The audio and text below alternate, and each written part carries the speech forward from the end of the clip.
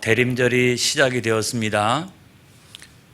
대림절은 그 예수님의 오심을 기념하고 또 다시 오실 주님의 재림을 기다리는 그런 절기죠. 특별히 이렇게 주님의 재림을 기다리는 그런 절기예요. 이때 가장 중요한 그 핵심적인 주제어는 기다림입니다. 기다림. 그런데 성경에 보면 그 날과 그때는 아무도 모른다. 마태복음 24장에 있습니다마는 그 날과 그때는 하늘에 있는 천사들도 모르고 또 아들도 모르고 오직 아버지께서만 아시느니라. 그때는 노아의 때와 같다는 거예요. 노아의 때와 같다. 마태복음 24장 27절에 있는 말씀에 보면 시작. 노아의 때와 같이 인자의 임함도 그러하리라. 노아의 때와 같다는 거예요. 그때는 언제인지는 명확하게 알 수 없지만 그때는 노아의 때와 같다는 거예요. 마치 노아가 그 하나님의 명령을 받고 노아의 방주를 짓기 시작을 해서 나중에 홍수 대심판이 막 내릴 때까지 그 기간을 우리가 노아의 때라고 말합니다. 그 기간이 한 120년 걸렸죠. 120년 걸렸어요. 그 기간 동안에 노아와 그의 가족들은 홍수 대심판이 언제 내릴지는 알 수 없지만 그게 하나님의 명령이니까 거기에 순종해서 열심히 노아의 방주를 짓기 시작을 했습니다. 다른 사람들은 그런 날이 절대로 오지 않을 거야 라고 생각하고 시집가고 장가가고 죄짓고 자기 마음대로 살아가고 그래서 얼마나 죄악이 관영했는지 알 수가 없습니다. 그렇게 살다가 어느 날 그때가 와서 노아의 방주를 준비했던 노아와 그의 가족들은 이 구원의 방주에 들어가고 나머지 다른 모든 사람들은 다 멸망하게 되었다라고 하는 이야기예요. 인자의 임함도 그러하리라. 마치 노아의 때와 같이 인자의 임함도 재림도 그러하리라. 그렇게 말씀하고 있어요. 여러분 오늘날도 마찬가지 아닙니까? 어떤 사람은 열심히 그 믿음의 방주를 준비해 가는 사람이 있는가 하면 예수 그리스도를 나의 구주요 나의 왕으로 섬기고 이 땅에 있는 동안에 언제 그 하나님 그 심판의 때, 그 재림의 때가 언제 올까? 그거를 기다리면서 믿음의 방주를 열심히 준비하는 그런 사람이 있는가 하면 어떤 사람들은 시집가고 장가가고 일상생활에 빠져서 죄짓고 방황하고 허랑방탕하게 살아가고 그래서 오늘날 그 죄악이 관영한 그런 시대가 된 것 아니겠습니까? 노아의 때와 같이 인자의 임함도 그러하리라. 그러나 그때가 되면 믿음의 사람들은 구원을 받고 또 그렇지 않은 사람들은 멸망을 당하게 될 것이다. 노아의 때와 같이 인자의 임함도 그러하리라. 성경이 우리들에게 말씀하고 있어요. 여러분 그때가 되면 어떤 사람은 데려가고 어떤 사람은 버려둠을 당하게 될 것입니다. 마태복음 24장 그 40절로부터 41절에 있는 성경의 말씀을 보겠어요. 시작. 그때 두 사람이 밭에 있음에 한 사람은 데려가고 한 사람은 버려둠을 당할 것이요 그랬어요. 아무리 가까운 가족이라 할지라도 거기서도 나뉘어지는 일이 일어납니다. 나뉘어지는 일이. 또 아무리 가까운 친구라 할지라도 같이 함께 일을 하고 있어도 거기서 나뉘어지는 일이 발생하게 될 것이다. 그래서 오늘날 우리는 어떻게 믿음의 방주, 구원의 방주를 잘 준비하고 있어야 된다. 노아의 방주를 준비하고 있어야 된다. 제가 여러분 노아의 방주 보여드릴 수는 없지만 아무튼 그 미국에 있는 그 노아의 방주 모형이 있어요. 모형. 이 캐난 박사라고 하는 분이 미국의 켄터키주 윌리엄스타운에다가 세운 노아의 방주 모형인데, 성경에 있는 모든 그 고증, 그것들을 철저하게 지켜서 아무튼 그 만들어 놓은 그런 모형이에요.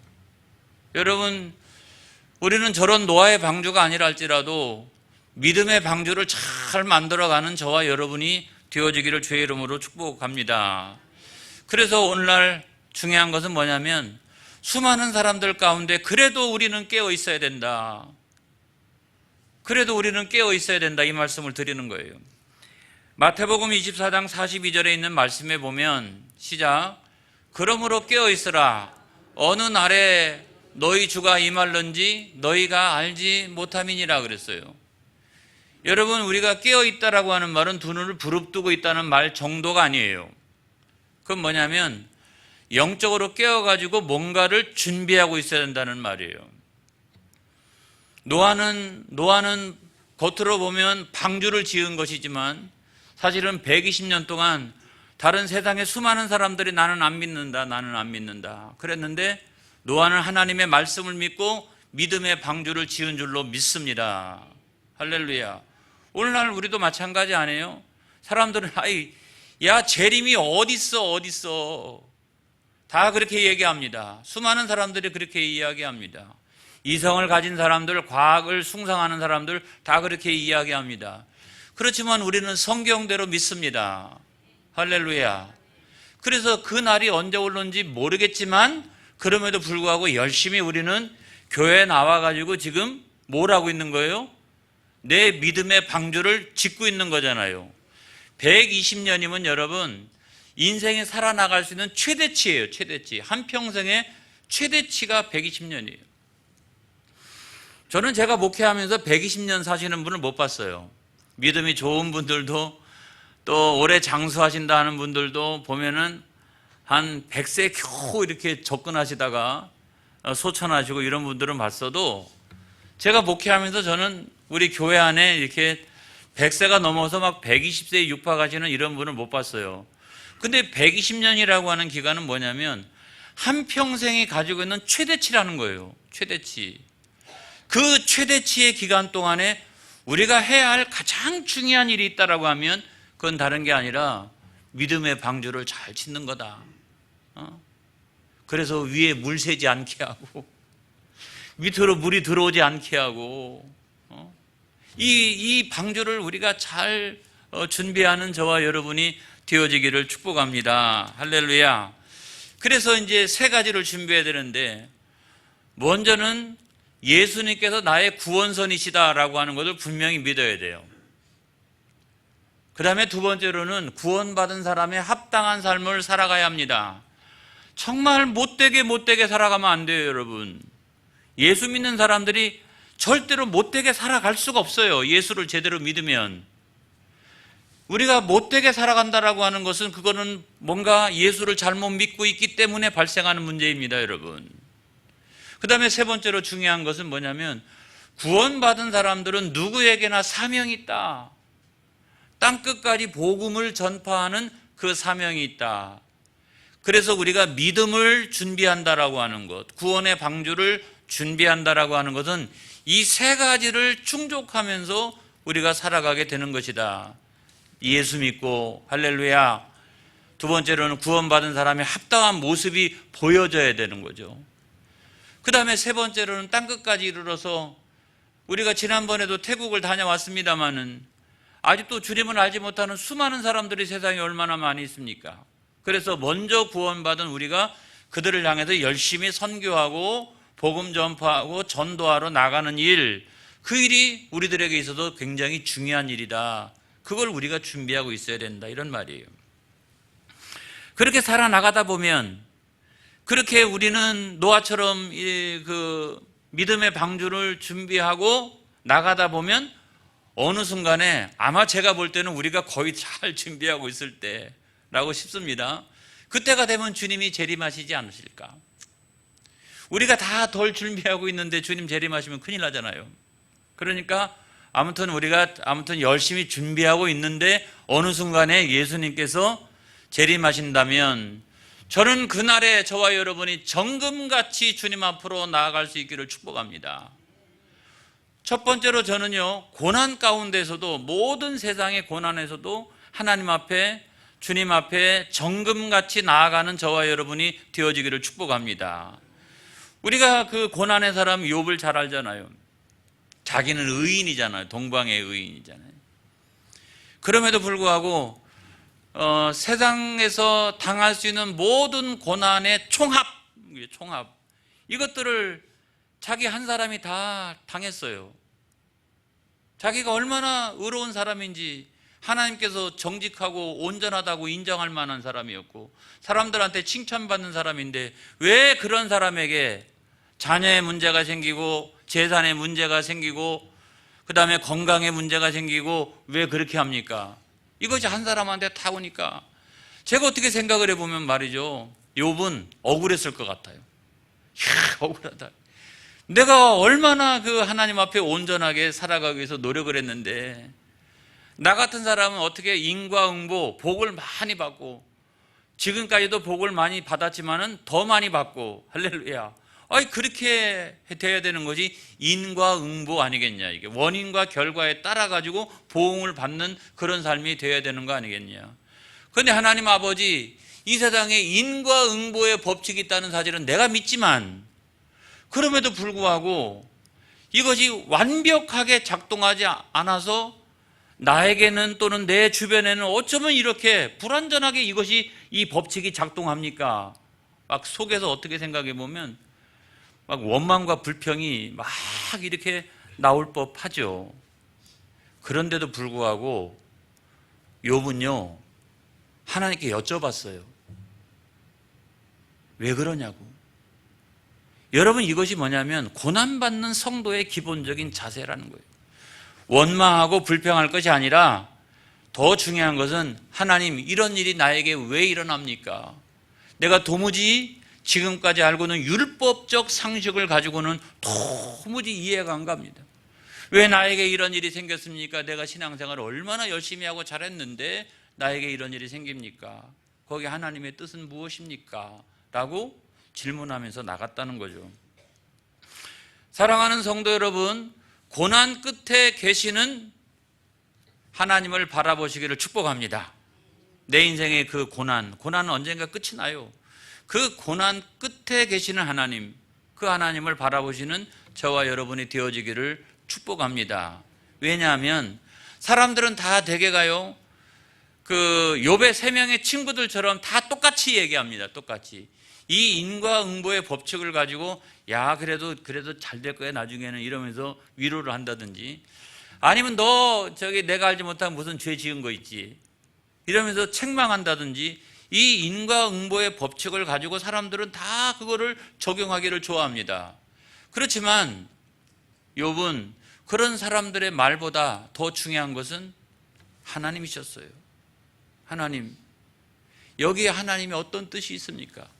내 고난의 끝이 언젠가 올 텐데 그 고난 끝에 계신 하나님, 그 하나님의 뜻은 무엇입니까? 라고 하는 것을 계속해서 묻고 있는 것이 3명의 친구들과의 논쟁이죠. 그 논쟁입니다. 그렇게 묻다가 하나님 마음속에다가 감동을 주시고 이 변곡점의 깨달음을 주신 줄로 믿습니다. 그것이 뭐냐면 욥기 23장 10절에 있는 말씀인데요, 놀라운 깨달음을 주셨어요. 시작. 그러나 내가 가는 길을 그가 아시나니 그가 나를 단련하신 후에는 내가 순금같이 되어 나오리라. 이걸 믿었던 거예요. 하나님은 내가 지금 가고 있는 일, 고난을 겪고 있는 일, 모든 것들을 다 아시고 계신데 나를 단련하신 다음에는 지금도 율법적으로는 꽤 괜찮지만 그럼에도 불구하고 정말 하나님 앞에 흠없고 거룩한 정금같이 나오기를 하나님께서 원하시고 있구나. 안 그래요, 여러분? 지금까지 욥의 생활이라고 하는 것은 성경에 다 기록되어 있지는 않지만 비교적 저는 순탄했다고 생각을 합니다. 부자잖아요, 그죠?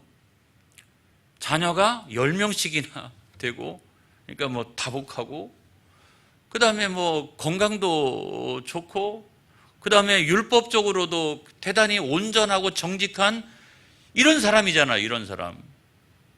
이런 사람 아니에요? 이런 사람인데 사탄이 뭐라고 얘기하냐면 순탄하니까 그래, 순탄하니까. 평안하니까 그래, 평안하니까 그래. 인간이 감당할 수 없는 고난이 찾아온다면 그때도 저렇게 정직하고 온전할 수 있을까? 천만의 말씀입니다. 하나님 뭐라고 말씀하세요? 나는 그래도 욥을 믿는다. 네가 한번 죽이지만은 말고 네가 한번 다 쳐봐라. 한번 그가 끄떡이나 하나 쳐봐라. 여러분, 이게 성경에 나와 있는 이야기인데 이것이 우리들에게 주고 있는 어떤 교훈이 있는 거예요. 여러분들이 그와 같이 당하시라 이런 말씀이 아니라, 그래도 하나님은 나는 믿는다.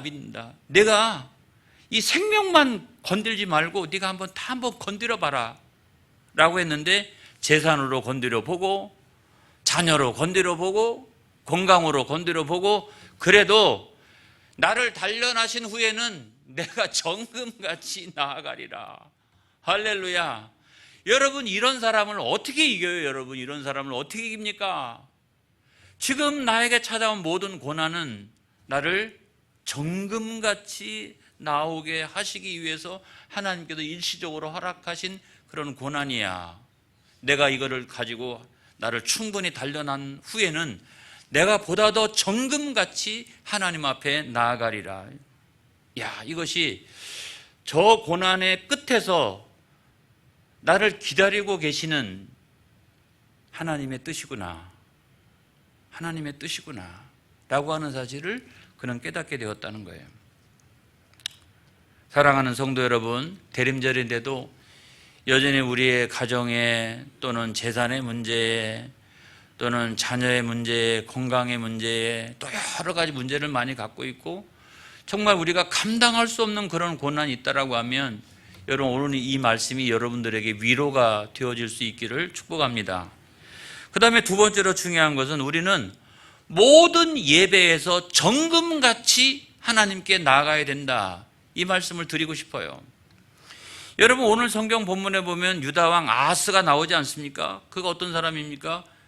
여호와 보시기에 정직하지 않은 사람이잖아요. 열왕기하 16장 2절에 있는 말씀 보겠습니다. 시작. 아하스가 왕이 될 때 나이가 20세라 예루살렘에서 16년간 다스렸으나 그의 조상 다윗과 같지 아니하여 그의 하나님 여호와께서 보시기에 정직히 행하지 아니하고. 여러분, 나이가 20세에 왕이 됐대요. 야, 적당한 때 왕 됐어요. 그렇죠? 너무 늦게 되면 곤란하잖아요. 적당한 때 왕 됐고, 또 16년 동안 통치했으면 그래도 웬만큼 통치를 한 거 아니겠어요? 복을 많이 받은 사람이에요. 근데 복을 많이 받아도 하나님 앞에 정직하지 아니할 수 있는 거죠. 그런데 신기한 것은 뭐냐면 자기 아들을 불 가운데로 지나가게 했대요. 여러분, 열왕기하 16장 3절에 있는 말씀 보겠습니다. 시작. 이스라엘의 여러 왕의 길로 행하며 또 여호와께서 이스라엘 자손 앞에서 쫓아내신 이방 사람의 가증한 일을 따라 자기 아들을 불 가운데로 지나가게 하며. 여러분, 어떤 사람들은요, 불 가운데로 이렇게 지나가게 정화시키는 것도 있잖아요. 이게 불로서 이렇게 정화하잖아요. 이렇게 연기로 정화하시고, 그런 방법으로 치료하시는 분도 있더라고요. 사람이 딱 앉아 있으면 연기 같은 걸 이렇게 해가지고 이렇게 정화시키면서 이렇게 치료하는 이런 사람들도 있더라고요. 근데 이것은 단순한 정화가 아니라 아들을 불 가운데로 지나갔다라고 하는 말은 뭐냐면 이거 인신제사예요. 인신제사. 그러니까 어떤 우상을 섬기고 있었는지 모르겠지만 고대 근동에서 아주 유행했던 인신제사의 어떤 우상을 섬기고 있었던 것이 분명합니다. 그래서 제가 이렇게 쭉 자료를 찾아보니까 몰록이라고 하는 우상을 섬긴 것 같아요. 몰록은 유아들의 인신제사를 많이 이렇게 행했거든요. 그 유아들의 인신제사. 그것이 이제 그것이 암몬 족속이라든지 아수르의 국가신이었어요. 국가신. 저렇게 생겼어요. 저렇게. 그런데 그 보통 일반적인 종교라고 하는 것은 윤리와 도덕성을 많이 가지고 있지 않습니까? 의 이런 거. 그런데 이 몰록 우상은 그런 게 아니에요. 벌써 생긴 게 이상하잖아요. 그러니까 두려움과 공포의 신인 거예요. 그러니까 암몬 족속도 마찬가지고 아수르도 대제국을 만드는 데 있어서 뭐 그때 당시는 그 방법이 뭐예요? 전쟁이잖아요, 전쟁.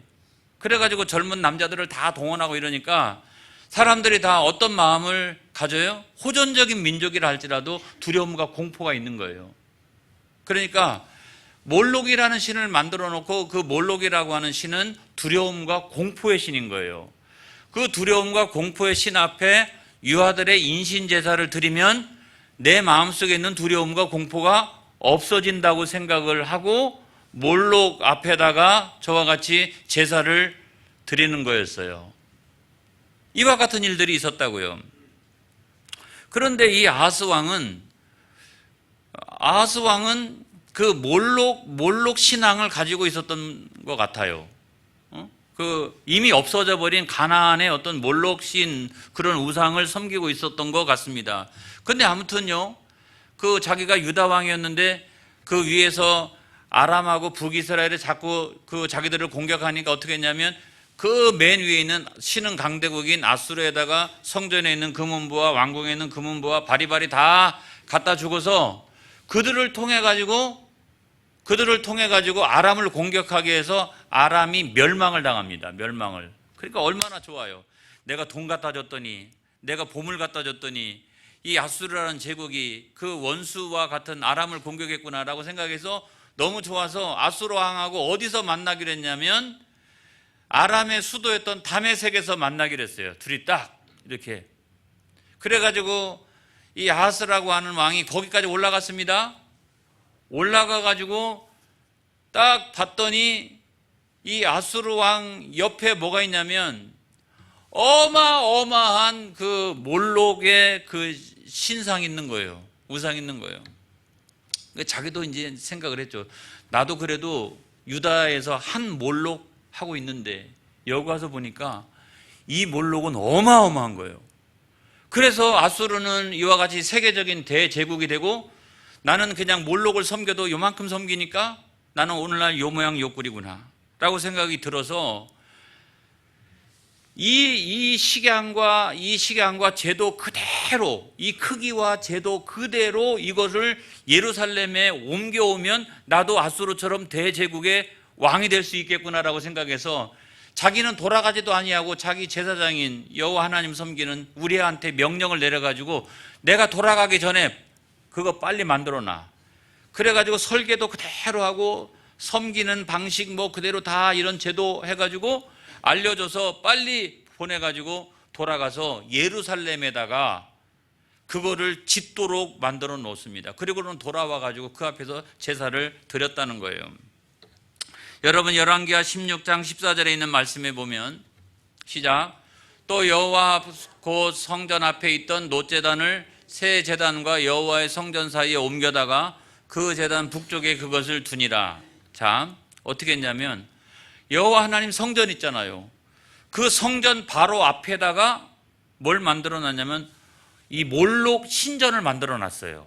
그러니까 그 앞에는 원래 뭐가 있었냐면 놋제단이 있었거든요. 솔로몬의 놋제단이 있었거든요. 놋제단이 거추장스러우니까 이거를 어떻게 해요? 저쪽 안 보이는 데다가 저 안 보이는 데 갖다 놓고 몰록 그 신전 앞에다가 큰 제단을 만들어 놓고 이왕이면 몰록을 이만큼 섬기는 게 아니라 지난번에 다메섹 가서 보니까 엄청나게 섬기더라 라고 생각해서 놋제단 치워버리고 이거는 큰 걸 갖다 놓고 그 앞에 가서 온갖 재물을 가지고 제사를 드리기를 시작을 했다는 거예요. 그것뿐만 아니라 어떻게 했냐면 여러분 열왕기하 16장 17절로부터 18절에 있는 말씀 보겠습니다. 시작. 아하스 왕이 물두멍 받침의 옆판을 떼내고 물두멍을 그 자리에서 옮기고 또 놋바다를 놋소 위에 내려다가 돌판 위에 그것을 두며 또 안식일에 쓰기 위하여 성전에 건축한 낭실과 왕이 밖에서 들어가는 낭실을 아수르 왕을 두려워하여 여호와의 성전에 옮겨 세웠더라 그랬어요. 무슨 얘기냐면 일단 노제단부터 저쪽 안 보이는 데 갔다가 발로 차가지고 저쪽에다 갖다 치워놓고서 내가 가끔 하나님께 뭐 여쭤볼 일 있으면 가끔 가가지고 내가 한번 여쭤볼게. 그리고 모든 제사는 어디에서? 이 몰록 신전 앞에 있는 큰 제단에서 했어요. 그런데 이제 그 다음에 말은 어떤 거냐면 여호와 하나님의 성전에 있는 모든 걸 갖다가 떼고 옮기고 막 자기 마음대로 해가지고 이게 이제 두 개가 합쳐졌는데 예전에는 여호와 하나님 섬기는 성전이 중심이었는데 이제는 몰록 신전이 중심이 되었고 성전에 있는 걸 다 떼어다가 뜯어다가 이걸 여기다가 다 붙여놓고 만들어 놓고 그렇게 했다는 거예요. 여러분, 이런 예배는 참된 예배가 아닌 줄로 믿습니다. 여러분, 이것이 오늘날 우리들에게 주는 굉장히 놀라운 교훈이 있어요. 첫 번째로 뭐냐면 혼합주의는 참된 예배가 아니다. 평상시에는 내 마음대로 몰록신 섬기다가 가끔 한번 노제단에 하나님께 여쭤볼 거 있으면 그때 내가 하나님께 여쭤보마. 이거는 여러분 내 마음대로 살아가다가 나중에 내가 여쭤볼 것만 있으면 그때나 내가 한번 여쭤볼게. 이거는 참된 예배가 아니라고 하는 거야. 참된 예배가. 두 번째는 인본주의는 참된 예배가 아니라고 하는 거예요. 자기 마음대로 어떻게 해요? 우리가 하나님 앞에 드리는 예배는 하나님께서 정하신 날에 할렐루야. 그리고 하나님께 드리는 온전한 방법대로 우리가 하나님 앞에 예배를 드려야 합니다. 이것 떼서 여기다 붙여놓고 저것 떼서 여기다 붙여놓고 자기 마음대로 막 갖다 붙여놓고 이렇게 예배 드리면 이건 절대로 참된 예배가 아니고 하나님 기뻐하시는 예배가 아니라 그것이야말로 인본주의적인 예배라고 하는 거예요. 그런 예배는 하나님께서 받으실 수가 없다라는 말씀이고, 세 번째로는 여러분 하나님을 두려워하는 예배가 되어지기를 바랍니다. 우리아라고 하는 제사장 웃기잖아요. 자기가 하나님 섬기는 사람인데 왕이 그런 명령을 내렸다고 그래가지고 여호와 성전 앞에다가 몰록 신전 지어놓고 그 앞에서 같이 제사 드리고 있어요. 누구를 두려워한 거예요? 왕을 두려워한 거예요. 사람을 두려워한 거예요. 여러분, 사람을 두려워하는 것, 세상을 보는 것, 또 사람을 의지하는 것, 그거는 하나님 앞에 참된 예배가 될 수 없는 줄로 믿습니다. 여러분, 대림절입니다. 대림절 언젠가 다시 오마 우리에게 말씀하신 그 예수님 앞에 우리가 나아갈 때 모든 고난에서 정금같이 나오는 여러분 되시고, 두 번째로는 우리 예배가 하나님 보시기에 가장 기뻐하는 그런 정금 같은 예배로 나아가는 저와 여러분이 되어지기를 축복합니다. 기도하겠습니다.